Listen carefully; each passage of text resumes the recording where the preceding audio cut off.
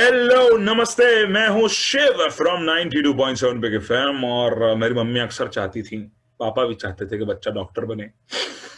हो नहीं पाया, मुश्किल था, इतना पढ़ाई मेरे बस की थी नहीं sir, to be honest. But इतना मैं कर रहा हूँ कि डॉक्टर्स के इंटरव्यू ले रहा हूँ आज। आज मेरे साथ में है doctor YPS Rana ji. Hello sir, कैसे हैं आप? Good evening. Thank you, Shiv. Thank you very much. I'm fine, doing well during the COVID time. I'm doing good. Fantastic. So आज सर से हम जो है प्रोस्टेट कैंसर के बारे में बात करने वाले हैं। Sir, what is exactly prostate cancer? Okay, उससे पहले मैं आपको बताना चाहूंगा what is prostate. Right. Prostate एक छोटा सा ऑर्गन होता है मेल यूरिनरी पैसेज में. It is in front of the bladder and connects the bladder with the urethra in this portion. If you can see in my hand, I am holding a diagram of the prostate with the bladder.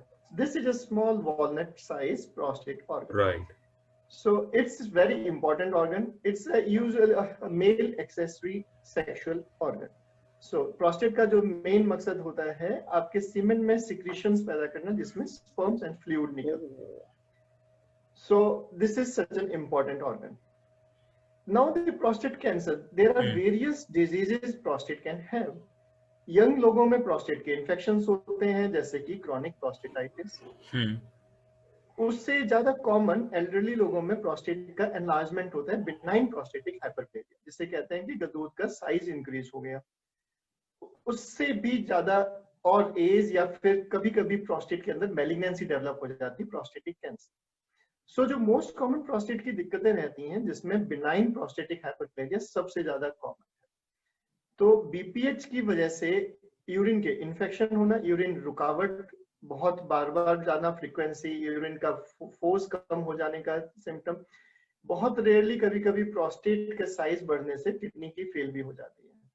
Prostate cancer एक छोटा सा disease है जो कि prostate के बहुत सारे और डिजीजेस में से एक है.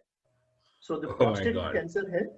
प्रोस्टेट कैंसर को ये समझना जरूरी है कि प्रोस्टेट के अंदर काफी और भी डिजीज होते हैं जिसमें से प्रोस्टेट कैंसर एक छोटा हिस्सा. ठीक है.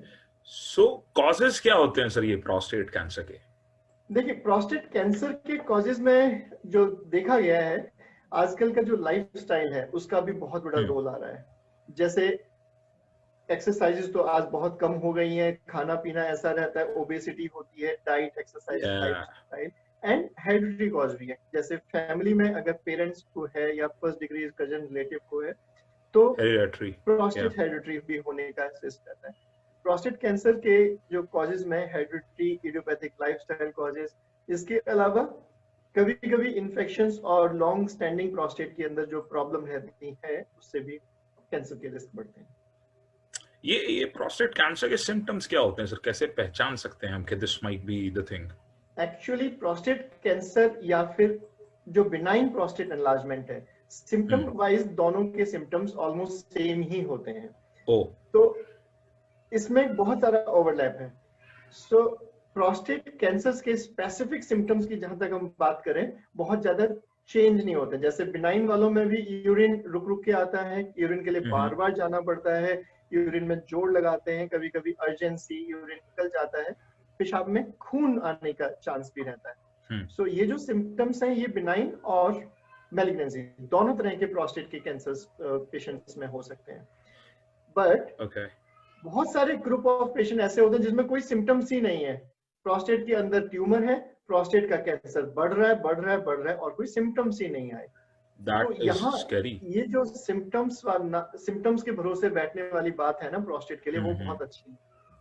आफ्टर एज ऑफ 50 स्क्रीनिंग करना चाहिए basically on a regular basis, right? हाँ, रेगुलर बेसिस पे अपने हेल्थ को ध्यान में रखते हुए, जिसको हम कहते हैं PSA टेस्ट, जिसको हम कहते हैं डॉक्टर के पास आके DRE टेस्ट करवाना. इन दो चीजों से बेसिकली आप. So what is this PSA test exactly sir? So PSA basically एक सिंपल सा ब्लड का टेस्ट होता है. इसमें 2 ml आपका ब्लड चेक किया जाता है जिसके अंदर प्रोस्टेट स्पेसिफिक एंटीजन करके एक केमिकल है, मार्कर है, जिसको चेक करते हैं.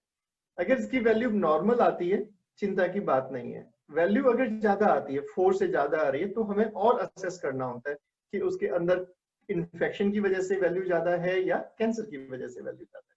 तो उसके लिए फिर MRI, DRE इस तरह से आगे देखा जाता है।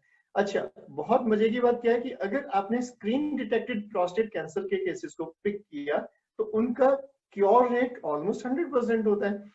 अब बहुत अच्छे से उसको मैनेज कर पा सकते हो और अर्ली स्टेज में तो ट्रीटमेंट का सबसे ज्यादा एडवांटेज।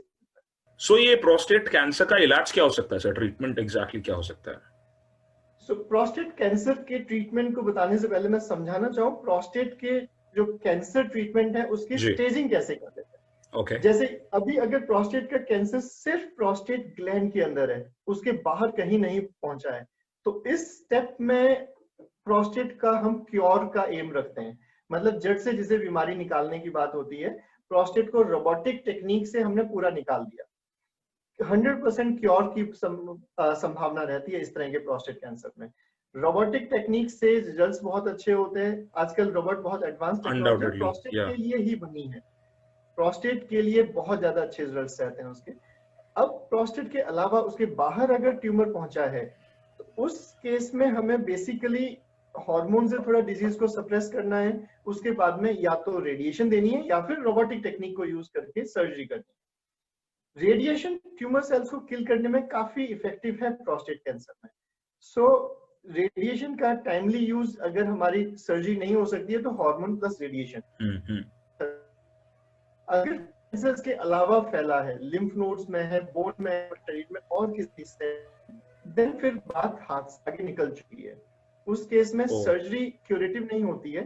ट्रीटमेंट हार्मोन थेरेपी से कंट्रोल ऑफ डिजीज किया जाता है, जिसमें कि बॉडी के अंदर हम ऐसे इंजेक्शंस लगाते हैं कि हार्मोन अब कम बने, प्रोस्टेट का कैंसर ग्रो कम करे। Oh, then the person has to live with this thing being in the control of that, right? Yes. Okay. So results अच्छे हैं। All right. So ये जो पेंडेमिक सिचुएशन चल रहा है सर, कोविड क्राइसिस, इसमें prostate cancer के patients के लिए कोई स्पेसिफिक एडवाइस या सजेशन आपकी तरफ से? देखिए, इसमें सबसे इंपॉर्टेंट चीज तो बेसिकली ये है, पेंडेमिक की वजह से अपने अंदर अगर कुछ एक डिजीज प्रोसेस चल रही है उसको इंक्रीज नहीं होने देना है। जो अर्ली स्टेज में कैंसर, प्रोस्टेट कैंसर का ट्रीटमेंट मिल सकता है, जो क्योर हो सकता है, वो अगर उसको 6 महीने बाद करेंगे तो वो फैलेगा और क्योर रेट कम हो जाएगी। सो पेंडेमिक सिचुएशन में भी अपने सिम्टम्स को इग्नोर नहीं करना है, ये तो मेरा पहला मैसेज। बिकॉज जहां सिम्टम्स इग्नोर किए, जहां आपने अपनी हेल्थ को डर की वजह से नहीं आपने अच्छे से इलाज लिया, तो आपकी जो मेन बीमारी है वो और बढ़ जाएगी। ये इस चीज का ध्यान रखना। Alright, thank you so much sir, thanks a lot for your time। and आज मेरी मम्मी फिर से खुश है कि मैंने एक और डॉक्टर का इंटरव्यू किया है आज। Before concluding, Shiv, I just want to say few thing about the COVID also। Patients हमारे सारे पेशेंट्स आजकल ये जो कोविड का दौर जिससे हम गुजर रहे हैं, तो मेरी सभी से हाथ जोड़कर रिक्वेस्ट है, अपने आप को सेफ रखें, सोशली डिस्टेंस मेंटेन करें, आप सैनिटाइज, हैंड वॉशिंग और मास्क। आपने देखा मैंने भी मास्क लगाया, इनफैक्ट मैंने 2 मास्क लगाए इस वक्त, क्योंकि मैं हॉस्पिटल में हूँ, अंदर कोविड पेशेंट्स को भी ट्रीट कर रहा हूँ, अभी कोविड की सर्जरी भी मैं आज करके आया हूँ, और भगवान की दया से मैं अभी तक सेफ हूँ और सेफ रहूंगा भी। आप सब भी सेफ रहें, मेरी आप सबसे यही गुजारिश है। और ध्यान रखें अपना, अपने परिवार वालों का। इस वायरस को हल्के में मत लेना, जिसने हल्के में लिया है वहीं तकलीफ आई है। हमें साथ मिलकर इसके साथ जीतना है और हम जीतेंगे, और भारत इसमें विश्व गुरु बनकर उभरेगा। सर आपको और आप जैसे सभी फ्रंटलाइन कोरोना वॉरियर्स को दोनों हाथों से सलाम है मेरा sir. Thank you very much. Thank you so much, thanks a lot.